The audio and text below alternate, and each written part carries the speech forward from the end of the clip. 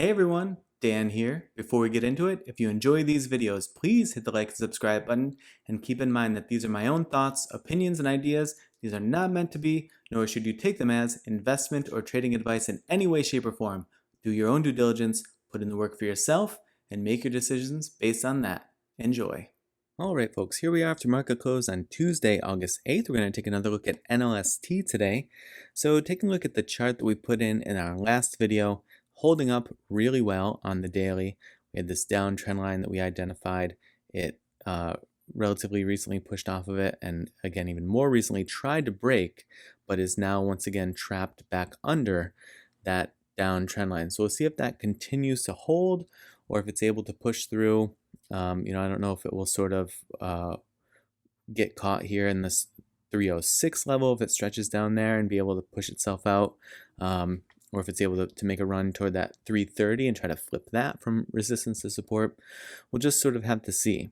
One level that might be kind of taking shape here a little bit is like this level here, 316. You see support, resistance, and then trying to wrestle with that at the moment. So maybe something there to take a look at. If we zoom into today, the price action gets pretty ugly, due to the volume. But this is 8.3, 8.4. Let's see. So here we see it's sort of just trapped today, right? So really just struggling with that level that we just put in, that 316 level. It's trying to hold it as support, but it's really kind of herky-jerky. And if it's able to, and certainly if it's able to get itself out from under this downtrend line, that 330 might be able to be made a run at.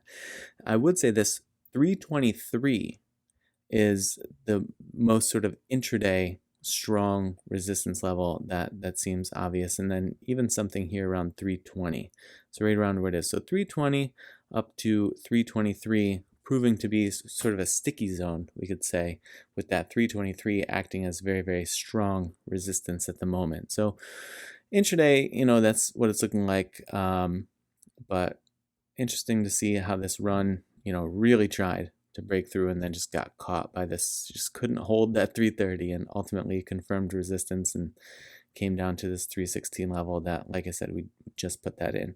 Flipping over here to think or swim, we see it sitting sort of low to mid range in the channel. We had a brief trigger here on the 1st of August with this big candle, and then it fired, but as I try to mention, I don't remember if I mentioned it in the last video, there can certainly be misfires. This is an indicator, it's not a magic bullet. There are no magic bullets. So it's just something to sort of, take into account if you want to at all. And but it can certainly fake you out. And this seems like it might be one of those instances, a brief trigger and then firing now for several trading days and just kind of pulling back very easily into this low mid-range of the channel. But no refiring here.